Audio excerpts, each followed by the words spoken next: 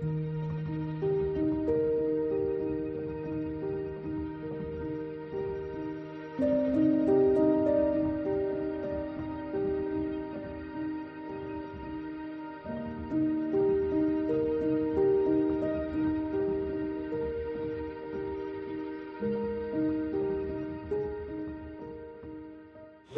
எப்படி வருது? அப்போ ஏன் பயம் நமக்கு வருது, ஏன் வெட்கம் வருது? அதை யாருன்னா கேள்வி கேட்டு இருக்கீங்களா? ஆண்டவர்கிட்ட நீங்க கேட்டு இருக்கீங்களா? பயப்படாத, வெட்கப்படுவது இல்லைன்னு சொல்றாங்க. ஏன் நமக்கு 1 தெசலோனிக்கேயர் புஸ்தகம் 5ஆம் அதிகாரம்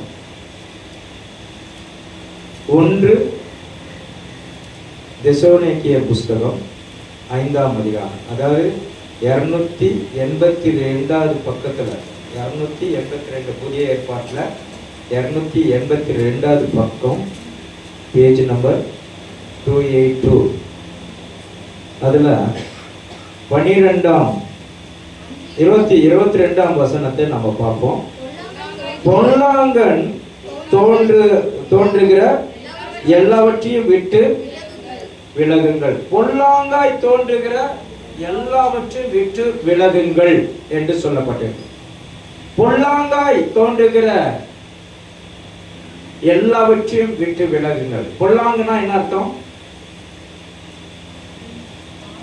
உலக பாவங்கள், உலக கிரியைகள் எல்லாவற்றையும் விட்டு விலகிட்டாலே போதும், உனக்கு பயம் நீங்கிடும். எத்தனை பேர் விசுவாசிங்க?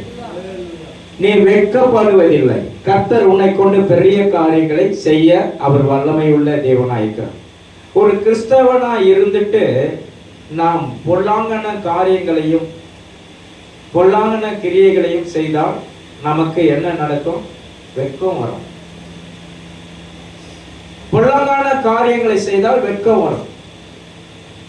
அப்ப பாருங்க, ஆதி ஆகமத்துல அந்த நாட்களில ஆதாம் ஏவாளை ஆண்டவர் உண்டு பண்ணி சுதந்திரமா வைத்திருந்தார். அவருடைய மகிமையினால் அந்த ஆடை மூடப்பட்டிருந்தது. அவர்களை அந்த மகிமையின் ஆடையினால் மூடப்பட்ட போது அவர்களுக்கு ஒரு வெட்கம் உண்டாயிற்று.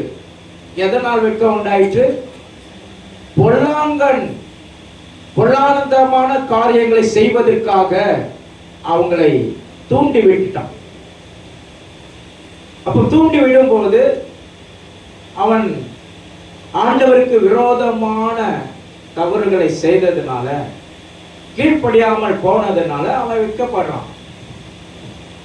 ஆண்டவர் கூப்பிடுறாரு, ஆதாமே எங்க இருக்கிறாய், ஆதாமே நீ எங்க இருக்கிறாய் என்று சொல்றாரு.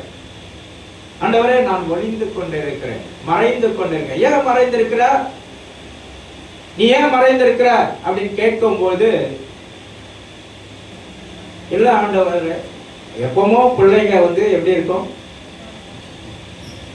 ஓடி வந்து அப்பா கிட்ட பேசுவாங்க, தழுவாங்க, கொஞ்சுவாங்க. ஆனா அவன் ஒளிந்திருக்கிறேன் என்று சொல்றான், மறைந்திருக்கிறேன்னு சொல்றான். ஏன் மறைந்திருக்கிறான்? அவன் பொல்லாத காரியத்தை செய்ததுனால அவன் வெட்கப்படுறான். விசுவாசிக்கிறீங்களா? அவன் வெட்கப்பட்டு கொண்டு இருக்கிறதுனால துக்கித்து கொண்டு இருக்கிறான். ஐயோ, நான் தகப்பன் கிட்ட எப்படி முன்ன நின்று பேசுவேன், தகப்பன் கிட்ட எப்படி போவேன்?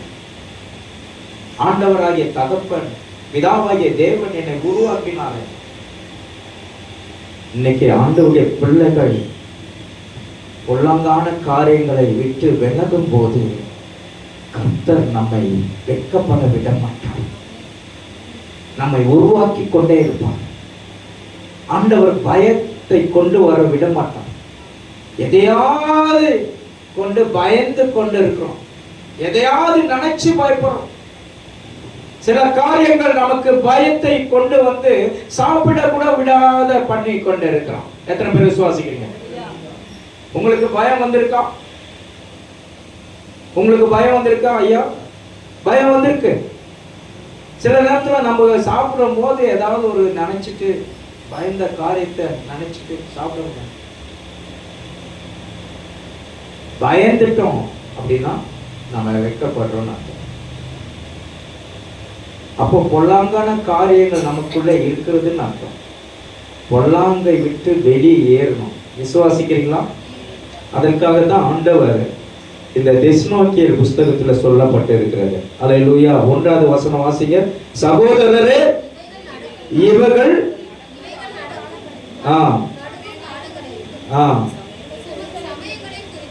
சமயங்களை குறித்து உங்களுக்கு எழுத வேண்டியது, இரவில திருடன் வருகிற விதமாய் கர்த்தருடைய நாள் வரும் என்று நன்றாய் அறிந்து கொண்டு இருக்கிறீர்கள். அப்போ நம்ம ஆண்டவர் வரப்போகிறார்.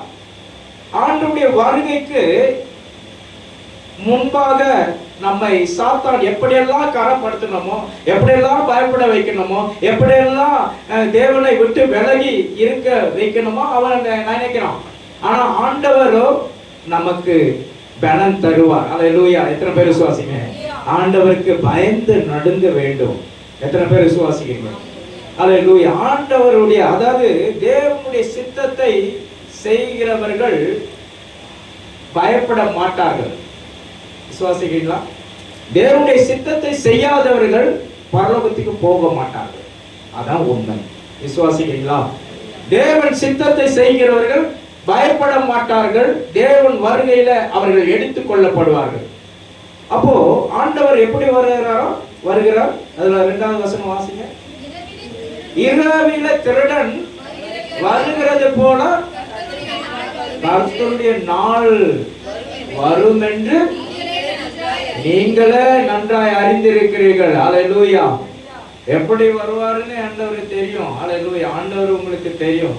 ஆனாலும் பொல்லாங்கான காரியங்களுக்கு நீங்க என்ன பண்ணிடாதீங்க, உங்களுடைய மனசை தளர விட்டுறாதீங்க. கர்த்தர் உங்களை, அல்லேலூயா, அழைத்தவர் உண்மையுள்ளவர். ரட்சிப்பை காத்து கொள்ள வேண்டும். நம்முடைய, அல்லேலூயா, பரிசுத்தத்தை காத்து கொள்ள வேண்டும். நம்முடைய கரத்தை, அல்லேலூயா, எந்தவித கரைப்படாமல் காத்து கொள்ளும் போது பொல்லாங்கன் உன்னிடத்தில் வருவதில்லை. கர்த்தர் உன்னை வாளாக்காமல் தலையாக்குவார், நீ கீழாகாமல் மேலாவாய். பாருங்க 7வது வசனம் வாசிங்க. தூங்குகிறவர்கள் ராத்திரியில வெறி கொள்வார்கள், பகலுக்குரியவர்களான நாமும் ஆமென் விசுவாசம் என்னும் அன்பு என்னும் மார்க்கவசத்தை ரட்சிப்பின் தலைசீராவையும் ஆமென். அல்லேலூயா. ஆண்டவர் உங்களுக்கு கொடுக்கப்பட்ட ரட்சிப்பு, மார்க்கவசம், தலைசீரா, இதை நீங்கள் மனதில் வைத்துக் கொண்டு பொல்லாங்கான கிரியைகளை விட்டு விலகி தேவனுக்கு, அல்லேலூயா, தம்மை அர்ப்பணிக்க வேண்டும். ஒவ்வொரு நாளும் நாம் பரிசுத்தமாக வேண்டும். விசுவாசிக்கிறீங்களா? ஒவ்வொரு நாளும் தேவனுக்கு பிரியமான காரியங்களை செய்க. கர்த்தர் உங்களை ஆசீர்வதிக்க வல்லமை உள்ள தேவனாக இருக்கிறார். அதுதான் நான் சொல்றேன், ஸ்தோத்திரம் பண்ணி கொண்டே இருங்க. அல்லேலூயா. ஸ்தோத்திரத்தினால் கிருபை பெருகும். விசுவாசிக்கிறீங்களா? பொல்லாங்க காரியங்கள் உங்களை விட்டு அகன்று ஓடிடும். சாத்தான் உங்களுக்கு விரோதமாய் எழும்ப முடியாது. விசுவாசிக்கிறீங்களா? எவ்வளோ பேர் இன்றைக்கு, அல்லேலூயா, பல போராட்டங்கள், பிரச்சனைகள், குழப்பங்கள் இவங்களை வந்து சாகடிக்குது. அப்படின்னா என்ன அர்த்தம்? அப்படின்னா நம்ம பொல்லாங்கான காரியங்களுக்கு நம்ம இடம் கொடுக்கிறோம். பொல்லாங்கான காரியத்தை விட்டு விலகும் போது கர்த்தர் உங்களை ஆசீர்வதிப்பார். பொல்லாங்காய் தோன்றுகிற எல்லாவற்றையும் விட்டு விலகுங்கள். நல்ல புத்திமதிகளை ஆண்டவர் தெசலோனிக்கேயர் பட்டணத்தில் அப்போஸ்தலர் பவுல் மூலமாக எழுதி கொடுக்கிறார். அடுத்தது வாசிங்க 9வது வசனம். தேவன் நம்மை கோபாக்கினைக்கு என்று நியமிக்காமல் கர்த்தராகிய இயேசு கிறிஸ்து மூலமாக ரட்சிப்படைவது என்று நியமித்தார். அல்லேலூயா. ரட்சிப்பு அடைய வேண்டும் என்று நியமிக்கிறார். கோபாக்கினைக்கு என்று நியமிக்காமல். அப்படின்னா என்ன அர்த்தம்? கோபாக்கினை, அவருடைய கோபாக்கினை சாதாரணதல்ல. நம்ம பொல்லாத கிரியைகள் செஞ்சா நம் மீது கோபாக்கினை வரும். நேற்று தினத்துல கூட படிச்சோம், 2வது சங்கீதத்துல படிச்சோம். என்ன சங்கீதம்? குமாரன் கோபம் கொள்ளாமலும் நீங்கள் பாதையில வழியில அழியாமலும் அவருடைய பாதத்தை முத்தம் செய்யுங்கள். கொஞ்ச காலத்தில் அவருடைய கோபம் பற்றி எரியும். அவரை அண்டிக் கொள்ளுகிறவர்கள் பாக்கியவான்கள். எத்தனை பேர் விசுவாசிக்கிறீங்க? அவரை அண்டிக் கொண்டே வாழ கற்றுக்கொள்ளுங்கள். விசுவாசிக்கிறீங்களா? அவருடைய அன்பில நிலைத்திருக்க கற்றுக்கொள்ளுங்க. அவருடைய போதகத்தின் வார்த்தையை கற்றுக்கொண்டு வார்த்தையை நீ பேசுங்க. ஏற்ற காலத்தில் வைக்கப்படுகிற வெள்ளித்தட்டில் வைக்கப்படுகிற பொற்பரத்துக்கு சமம் என்று சொல்லப்பட்டு இருக்கிறது. அந்த வார்த்தையை உங்களுக்காக ஏற்றுக்கொள்ள வேண்டும். விசுவாசிக்கிறீங்களா? அப்போ ஆண்டவர் நமக்கு ரட்சிப்பை பற்றின ஞானத்தை கர்த்தர் கொடுத்திருக்கிறார். ஆண்டவர் விட்டுடுனா விட்டுடுவார். ஆண்டவர் விட்டுற தேவன் அல்ல. இன்றைக்கு 3 கோடி தேவர்கள் இருக்கிறாங்கன்னு சொல்றாங்க. ஏன் ஆண்டவருக்கு மாத்திரம் ரட்சிப்பு ஆண்டவர் கொடுத்திருக்கிறார்? ஆண்டவர் மாத்திரம் ஏன் உங்க மேல மனு குலத்தின் மேல அன்பா இருக்கிறாங்க? பாவம் செஞ்சுட்டு போட்டமே, சாபத்தை அனுபவிச்சுட்டு போட்டமே அப்படின்னு விட்டு இல்லையா? அவரு விட்டுட்டாரா? ஒரு சில தாய் தகப்பன்லாம் பிள்ளைகள் சிறு வயதுல இருந்து தண்டிக்காததுனால அந்த பிள்ளை கேடி ஆகி பயங்கரமான ரவுடி ஆகி பயங்கரமான படிக்க வச்சா கூட அது தருதலையா ஆகி திருடன் ஆகி கடைசியில பாவத்துல விழுந்து சாகுது. இதெல்லாம் காரணம் என்னன்னா தாய் தகப்பனுடைய. எந்த பிள்ளையும் நல்ல பிள்ளைதான் மண்ணில் பிறக்கையில். நல்லவராவதும் தீயவராவதும் அன்னை வளர்க்கையில. தந்தைன்னு சொல்லக்கூடாதா? ஆண்களுக்குலாம் இன்னைக்கு அப்படியே சந்தோஷம் பூரிக்குது. அப்படி கிடையாது. அதாவது தாயும் தகப்பனும் ஒன்று இணைந்து இந்த பிள்ளையை உருவாக்கி நடத்துறாங்க பாரு, அதுதான். ஆனா தாய் தான் அந்த குழந்தைய கவனிக்கிறது. விசுவாசிக்கிறீங்களா? இந்த தாய் தகப்பன் அவங்கள எப்படியாவது போட்டோம் அப்படின்னு விட்டுட்டாங்க அப்படின்னா அந்த பிள்ளை சீர்கெட்டு போகும். பயங்கரமான கோபாக்கினுக்கு ஆளாகும், பாவத்துக்கு ஆளாகும், சாபத்துக்கு ஆளாகும். ஆகவே இந்த மோசமான நிலையிலிருந்து அந்த பிள்ளைகளை ரட்சிப்புக்குள் கொண்டு நிறுத்தும் போது கர்த்தர் எல்லாவற்றிலும் அந்த பிள்ளையை பாதுகாத்து வழி நடத்துவார். அப்போ அந்த பிள்ளை வெட்கப்படாது, அந்த பிள்ளை பயப்படாது. கர்த்தருடைய பிள்ளைகளை ஆண்டவர் ஆசீர்வதிக்க வல்லமையுள்ள தேவனா இருக்கிறார். எத்தனை பேர் விசுவாசிக்கிறீங்க? அல்லேலூயா. அந்த பிள்ளை கர்த்தரால் கொடுக்கப்பட்ட சுதந்திரம் என்று சொல்லப்பட்டு இருக்கிறது. அந்த பிள்ளை வளர்ப்பது யாருக்கு உரிமை இருக்கிறது? தாய் தகப்பனுக்கு இருவருக்கும் உரிமை இருக்கிறது, பங்கு உள்ளது.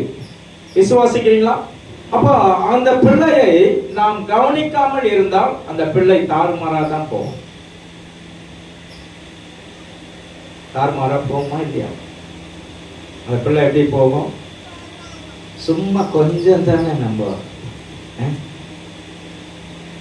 ஒரு சிகரெட்டை குடிக்கலாம், சின்ன தானே, நம்மளை தானே நம்ம அழிச்சிக்கலாம். ஒரு தம்பி அப்படிதான் சொல்றாரு, என்ன தானே நான் அழிச்சிக்கிறேன், மற்றவங்களை அழிக்கலையே அப்படின்னு சொல்றாரு. கடைசியில அழிக்க அழிக்க அழிக்க உன் குடும்பமே நாசமாகுதுங்க, பாவத்துக்குள்ள விழுந்துருங்க. உன்னை பார்த்துட்டு உன் சன்னதி உன் பிள்ளையும் அப்படிதான் செய்வான். உன்னை பார்த்துட்டு ஒரு சின்ன குடிக்க ஆரம்பிப்பான், ஒரு சின்ன பாட்டில் போய் கொஞ்சமாக கலந்துக்கும். அதுக்கப்புறம் என்னாச்சு? கொஞ்சம் கொஞ்சமாக தொட தொட தொட தொட அதிகமாகிடும். பயங்கரமான விஷம் போல நமக்குள்ளே ஏறிடும். பாம்பு விஷத்தோடைய மோசமான விஷம் நம்முடைய இதில். அதுதான் சொல்றாரு, மதுபானத்தினால எப்படிப்பட்டவர்கள் ஆயிருக்கிறாங்க. நீதிமொழிகள் இருக்காது. விரியனை போல தீண்டும். வாசிங்க, அது விரியனை போல 27 நினைக்கிறேன், 26 27 நீதிமொழிகள். யாருக்கு வேதனை, யாருக்கு துக்கம், யாருக்கு சண்டைகள், யாருக்கு புலம்பல். பாருங்க, யாருக்கு வேதனை, யாருக்கு சண்டை, யாருக்கு புலம்பல், காயங்கள், யாருக்கு ரத்தம் கலங்கிய கண்கள், மதுபானத்தில இருக்கும் இடத்துல, ஆமா, தங்கி தரிப்பவர்களுக்கு தான் இது இருக்கும், நடக்கும். இவங்கெல்லாம் பாத்தீங்கன்னா என்ன பண்ணுவாங்க, போகும்போது நல்லா ஸ்டெடியா போவாங்க, வரும்போது எப்படி வருவாங்க, சர்பத்தை போல வளைஞ்சி நிறைஞ்சி வருவாங்க. பாத்தீங்களா, பார்த்துருக்கீங்களா? அவங்க வர்றது எப்படி வருவாங்க, போகும்போது நல்லா போவாங்க, டிப்டாப்பா போவாங்க. வரும்போது எப்படி வருவாங்க அப்படின்னா, இங்க ஒரு கால், அங்க ஒரு கால், அங்க ஒரு கால், இங்க ஒரு கால் அப்படி வச்சு.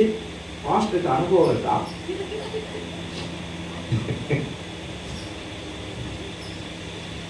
கர்த்தருடைய பிள்ளைகளை அவங்களுடைய ஆக்டிவிட்டிஸை நான் சொல்றேன். இங்க ஒரு கால், அங்க ஒரு கால் அப்படி வச்சு அப்படியே வளைஞ்சி விரிஞ்சு சைக்கிளில் வரணும், பைக்கில் வரணும். அவனை ஏற்றாத இருந்தால் சரி, அந்த மாதிரி ஒரு மோசமான நிலையில நடப்பாங்க.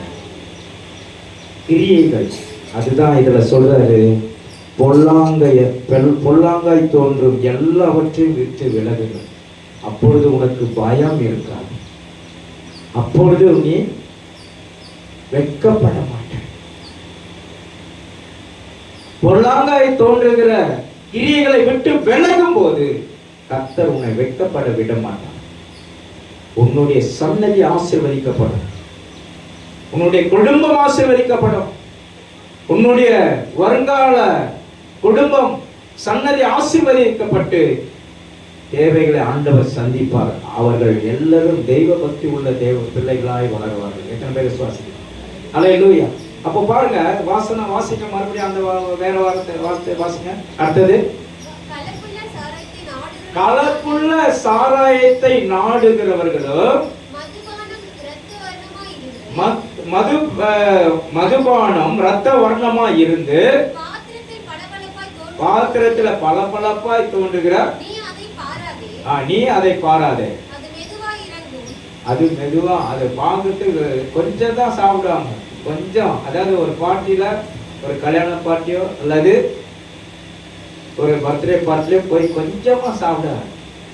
ஐயோ எனக்கு பிடிக்காதுன்னு சொல்லலாம், சும்மா நாம இல்லை கொஞ்சம். உன் நண்பன் விட்டுருவானா, குடிக்கார நண்பன், கொஞ்சம் சாப்பிட, கொஞ்சம் சாப்பிட அப்படின்னு சொல்லிட்டு சாப்பிட வச்சுட்டு அவனை என்ன பண்ணுவான், நரகத்துக்கு இழுத்துட்டு போறான். பொல்லாங்காய் தோன்றுகிற வழியில உன்னை இழுத்துட்டு போறான். அவங்கெல்லாம் வெட்கப்படுவாங்க. அவங்க குடும்பத்துல அவங்க மனைவி மதிக்க மாட்டாங்க, பிள்ளைகள் மதிக்காது, குடும்பம் மதிக்காது, உறவினர்கள் மதிக்க மாட்டாங்க.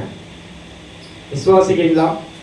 இன்றைக்கு அவர்கள் எல்லாம் வெட்கப்பட்டு போவார்கள். பாவத்தில் இருக்கிற சகோதரர்களை ஆண்டவர் தொடுவாரா? ஜெபம் பண்ணுங்க. உங்க குடும்பத்துல ஒருத்தர் அப்படி இருந்தா அவர்களுக்காக செபிக்க. கர்த்தர் பெரிய காரியங்களை செய்ய அவர் வல்லமை உள்ள தேவனாக இருக்க. அதுதான் பொல்லாங்காய் தோன்றுகிற எல்லாவற்றையும் விட்டு விலகுங்கள். பொல்லாங்காய் தோன்றுகிற வழிகளை எல்லாவற்றையும் விட்டு விலகும் போது கர்த்தர் உங்கள் மேல் நம்பிக்கை வைத்து, நீ பயப்படாதே, திகையாதே, நான் உன் தேவன், உன்னை பலப்படுத்தி சகாயம் செய்வேன், உன்னை நீதியின் வழக்கறித்தினால் தாங்குவேன் என்று சொன்ன. பாருங்க, வாசிங்க அடுத்தது. முடிவில அது பாம்பை போல கடிக்கும், விரியனை போல தீண்டும், கண்கள் பரஸ்திரிகளை நோக்கும், உள்ளம் தாறுமாறாய் பேசும். எப்படிப்பட்டதா பேசுமா? கெட்ட வார்த்தைகளா பேசும், வாய்க்கு வந்தபடி பேசும். பொல்லாங்காய் பேசுகிறவர்கள் இப்படிதான். அவங்க ஏன் வெட்கப்பட்டு போகிறாங்க? இன்னைக்கு அப்படிப்பட்ட உலகம் இன்னைக்கு இருக்கு. அந்த உலகத்திலிருந்து ஆண்டவர் நம்மை ரட்சித்து கொண்டு வந்து அவருடைய சமூகத்துல நம்மை வைத்திருக்கிறார். எத்தனை பேர் விசுவாசிக்கிறீங்க? அல்லேலூயா. அப்போ அவருடைய பிள்ளைகளை ஆண்டவர் மன்னிக்கிற தேவனாய் இருக்கிறார். நீங்க அந்த குடிகாரர்களுக்காக, அந்த குடிகார சகோதரனுக்காக நீ ஜெபிக்கும் போது, அல்லது பாவம் செய்து கொண்டிருக்கிற சகோதரிக்காக, அல்லது சாபத்துல நிலைத்து கொண்டிருக்கிற சகோதரிக்காக, புறம் பேசுகிற சகோதரிக்காக, எதிர்ப்பு நிற்கிற சகோதரிக்காக, அல்லது கசப்பை மனதில் வைத்துக் கொண்டிருக்கிற சகோதரிக்காக நீ ஜெபிக்கும் போது, அவங்க கிட்ட இருக்கிற எல்லாம் பொல்லாங்கான காரியங்கள் வெளி போகும். கர்த்தர் அவர்களை ஆசீர்வதிப்பார், பரிசுத்தப்படுத்துவார். எத்தனை பேர் விசுவாசிக்கிறீங்க? ஆமென் சொல்லுங்களேன். கர்த்தர் பெரிய காரியங்களை செய்ய வேண்டும் என்றால் நீ அல்லேலூயா மற்றவர்களுக்காக ஜெபிக்க வேண்டும். அவர்களுக்கு வெட்கப்பட மாட்டாங்க. வெட்கம் யாருக்கு? வெட்கம் யாருக்கு? ரத்தம் கலங்கிய கண்கள் யாருக்கு? துக்கம். அல்லேலூயா. மதுபானத்தை நாடி தேடி ஓடுகிறவர்களுக்கு தானே அப்படி சொல்றாங்க. அவங்க பாருங்க, கரெக்டா சீக்கிரமா எழுந்துவாங்க. சீக்கிரமா எழுந்து அவங்கள மாதிரி சுறுசுறுப்பை நீங்க பாத்தீங்கன்னா தெரியாது. நல்லா டிப்டாப்பா கிளம்பி போவாங்க. கரெக்டா அங்க போய் கடையாண்ட உட்கார்ந்துருவாங்க. கடை திறக்கிறதுக்கு முன்னாடியே போய் உட்கார்ந்துட்டு என்ன பண்ணுவாங்க? பார்த்துருக்கீங்களா? இல்லையா? எங்கேயோ போடுறாங்க அப்படின்னு நினைச்சிட்டு போ. ஆனா சொல்லிட்டு போவாங்க, எனக்கு இன்னைக்கு காசு கொடு, நான் இந்த இடத்துல வேலைக்கு வர சொல்லியிருக்காங்க, போறேன் அப்படின்னு சொல்லிட்டு சகோதரர்கள் என்ன பண்ணுவாங்க? தன் மனைவி கிட்ட பேசிட்டு நல்லா போவாங்க. கட்சியில பார்த்தா எங்க போய் உட்கார்ந்து இருப்பாங்க? ஊருக்கு முன்னாடி, கடை திறக்கிறதுக்கு முன்னாடி போய் உட்கார்ந்து இருப்பாங்க. அப்படிப்பட்டவர்களுடைய குடும்பம் வெட்கத்தை சந்திக்குது, துக்கத்தை சந்திக்குது, பயங்கரமான போராட்டத்தை எதிர்த்து நிற்குது. தரித்திரம் அவர்களை சூழ்ந்து கொண்டிருக்கிறது. இன்றைக்கு தேவச்சனமே, நம்மை ஆண்டவர் வெட்கப்பட விட மாட்டார். இன்றைக்கு ஆண்டவருக்கு ரட்சிப்புக்குள் இருக்கிற ஜனங்களை வெட்கப்பட விட மாட்டார். நீ பயப்படாதே, திகையாதே, நான் உன் தேவன், உன்னை பலப்படுத்தி சகாயம் செய்வேன், உன்னை நீதியின் வலக்கரத்தினால் தாங்குவேன் என்று சொல்லியிருக்கிறார். எத்தனை பேர் விசுவாசிக்கிறீங்க? அல்லேலூயா. 14வது வசனம் 1 தெசலோனிக்கே புத்தகம் வாசிங்க. மேலும் சகோதரரே, என்னவென்றால் ஒழுங்கில்லாதவருக்கு புத்தி சொல்லுங்கள், திடனற்றவர்களை தேற்றுங்கள், பலவீனரை தாங்குங்கள், நீங்கள் நீடிய சாந்தமாய் இருங்கள் என்று சொல்லுகிறார். எத்தனை பேர் விசுவாசிக்கிறீங்க? அல்லேலூயா. நீடிய சாந்தம் நமக்கு தேவை. ரட்சிக்கப்பட்டவர்கள் சண்டை போட்டுற கூடாது. தயவு செய்து யாருன்னா சண்டை போட்டுட்டா மன்னிப்பு கேட்டுங்க, அது நல்லது. விசுவாசிக்கிறீங்களா? பொறுமையா நீடிய சாந்தத்தோட இருங்க. அவங்கள பகைக்காதீங்க. நீங்க பகைக்கிறதுனால அவங்களுடைய ஜென்ம சுவாபம் மறுபடியும் வந்து அவங்கள என்ன பண்ணுமோ பாதாளத்துக்கு கொண்டு போவோம். அவங்க மாத்திரம் பாதாளத்துக்கு இல்லை, அவங்களுடைய குடும்பம் அப்படியே கொண்டு போவோம். இதெல்லாம் ஆண்டவருக்கு பிரியமான காரியங்கள் அல்ல. ஆண்டவருக்கு பிரியமான காரியம் எதுனா, நீ சாந்த குணமுள்ள மகனாய் வாழ வேண்டும். விசுவாசிக்கிறீங்களா? அப்பொழுது நீங்க ஜெபிக்கிற ஜெபம் உங்களுக்கு கேட்கப்படும். கர்த்தர் உங்களுக்கு எல்லாவற்றிலும் சமாதானத்தை கொடுத்து உங்களை உயர்த்துவார். அல்லேலூயா. பொறுமையா இருந்து அவங்க கிட்ட நல்ல புத்தி சொல்ல கற்றுக்கொள்ளணும். அல்லேலூயா. சபைக்கு வரவங்க கிட்ட என்ன சொல்லுவீங்க? சபை கூடி வருவதை விட்டு விடாதீங்க, ஒருவருக்கு புத்தி சொல்லுங்கன்னு சொல்லிட்டு சொல்றார். சபை கூடி வருவதை விட்டு விடாதீங்க.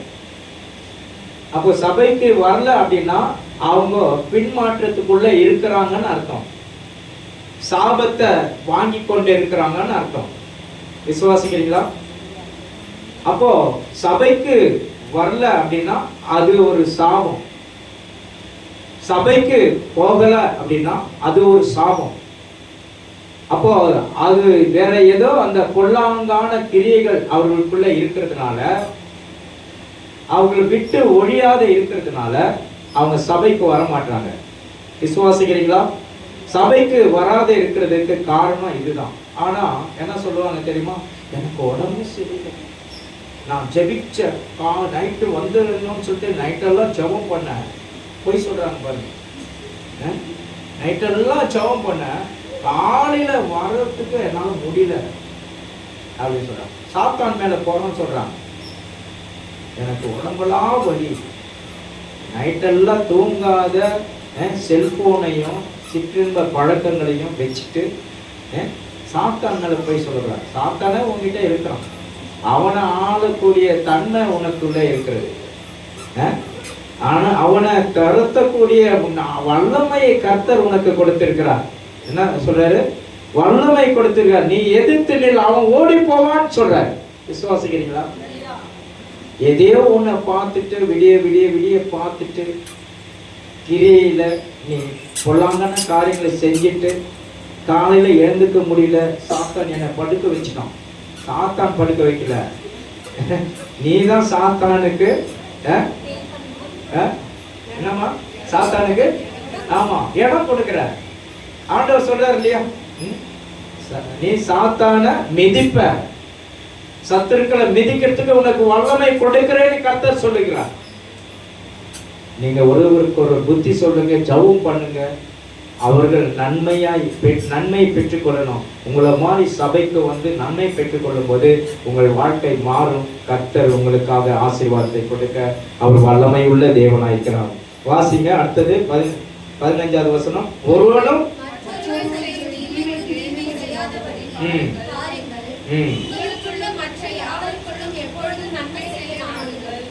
எப்பொழுதும் சந்தோஷமாயிருங்கள், இடைவிடாமல் ஜெபம் பண்ணுங்கள்.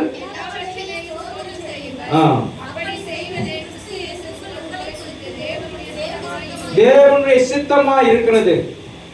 எல்லாவற்றுக்கும் ஜெபம் பண்ணுங்க, ஸ்தோத்திரம் பண்ணி பாருங்க. அப்படி செய்வதே கிறிஸ்து இயேசுவுக்கும் உங்களை குறித்து சித்தமா இருக்கிறது. விசுவாசிங்களா? கர்த்தர் பெரிய காரியங்களை செய்ய அவர் வல்லமை உள்ள தேவனா இருக்கிறார். அல்லேலூயா. ஆண்டவருடைய நாமம் மகிமைப்படும்படியாக தேவ சித்தம் இன்னதென்று நாம் அறிந்து அவருடைய சித்தத்தை நிறைவேற்ற வாழ வேண்டும் என்று ஆண்டவர் உங்களுக்கு கட்டளையிடுகிறார். அவருடைய சித்தம் இன்னதென்று வாழ்கிறவர்கள் பரலோகில் அல்லேலூயா அவர்களோடு வாழ அனுமதிப்பார். அவருடைய சித்தத்தை செய்யாமல் வாழ்கிறவர்களை பரலோகம் அனுமதிக்காது. எத்தனை பேர் விசுவாசிக்கிறீங்க? அவருடைய சித்தத்தை செய்யாமல் வாழ்கிறவர்களை பரலோகம் அனுமதிக்காது. அவருடைய சித்தம் எது? சபை. சபையில நீ நல்ல அங்கத்தினராய் நல்ல ஜெபிக்கிறவர்களாய் இருக்க வேண்டும். அவருடைய சித்தம் சபைக்கு நீ கீழ்ப்படிய வேண்டும், சபைக்கு ஒழுங்கும் கிரமமாய் வர வேண்டும், சபையை நீ நேசிக்க வேண்டும், சபையில வந்து ஜெபிக்க வேண்டும், அற்புதங்கள் நடக்கும், அதிசயங்கள் நடக்கும். எத்தனை பேர் விசுவாசி? சபையில நீ அல்லேலூயா ஒழுங்கும் கிரமமாய் இருக்கும் போது பரலோகத்தின் தேவன் உனக்கு வழி வாசல்களை திறப்பார். எல்லா கஷ்டங்கள் சூழ்நிலைகள் மாறும், தடைகளை நீக்குவார். நீ பயப்படாது, நீ வெட்கமடைவதில்லை என்று சொல்றார். இன்னைக்கு பயப்படாத இருங்க. கர்த்தருடைய சித்தத்தை செய்ய நாம் எல்லாரும் ஒப்பு கொடுப்போம். கர்த்தர் உங்களை ஆசீர்வதிப்பார். நாம் எல்லாரும் எழுதி நிற்போம். எல்லாரும் எழுதி நிற்போம். இயேசுவே அல்லேலூயா. தேவ நோக்கம் நம்மில் நிறைவேற வேண்டும். தேவனுடைய சித்தத்தின்படி வாழ வேண்டும். எல்லாரும் சொல்லுங்க, தேவ நோக்கம் நம்மை நிறைவேற வேண்டும். தேவ சித்தத்தை நம் வாழ்க்கையில அல்லேலூயா நாம் வாழ வேண்டும். பரலோகத்தில் அவரோடு நாம் அல்லேலூயா அவரோடு நாம் அனுமதிக்கப்படுவோம். அவரோடு வாழ அனுமதிக்க கிடைக்கும். தேவ சித்தத்தை செய்யல அப்படின்னா நமக்கு பரலோகம் கிட்டாது, கிடைக்காது. இன்றைக்கு தேவச்சியானமே, இன்றைக்கு இந்த பூலகத்தில் நாம் வாழும் வரையிலும் பரிசுத்தமாய் வாழ வேண்டும். ரட்சிப்பின் தேவன் நம்மோடு கூட இருக்கிறார். அல்லேலூயா. பரலோகமே உம்மை துதிப்பதா, கர்த்தாவே அங்கே வாழ்கிறீர். பாருங்க, ஆலயத்தில் உம்மை துதிக்கிறோ, எழுந்தருளோ, பரலோகமே உம்மை துதிப்பதா, கர்த்தாவே அங்கே வாழ்கிறீர். ஆலயத்தில் உம்மை துதிக்கிறோ, கர்த்தாவே எழுந்தருளோ, துதிக்கிறோ, துதிக்கிறோ, ஒன்றாக கூடி துதிக்கிறோ, அல்லேலூயா துதிக்கிறோ, எல்லாம் கரங்களை தட்டி துதிக்கிறோ, ஒன்றாக கூடி துதிக்கிறோ, பரலோகமே உம்மை துதிப்பதா, அங்கே வாழ்கிறீர். ஆலயத்தில் உம்மை துதிக்கிறோ, கர்த்தாவே எழுந்தருளோ, உங்கள் நாமம் உயர்த்தும் இடத்தில் அங்கே வாசம் செய்வீர். உங்கள் நாமம் உயர்த்தும் இடத்தில் அங்கே வாசம் செய்வீர். துதிக்கிறோம், துதிக்கிறோம், ஒன்றாக கூடி துதிக்கிறோம்,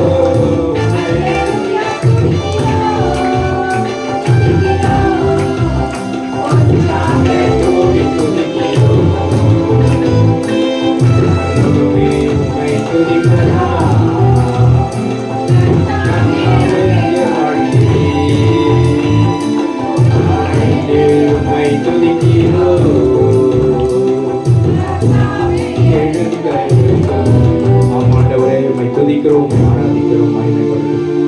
தேவ நோக்கம் நம்மில் நிறைவேற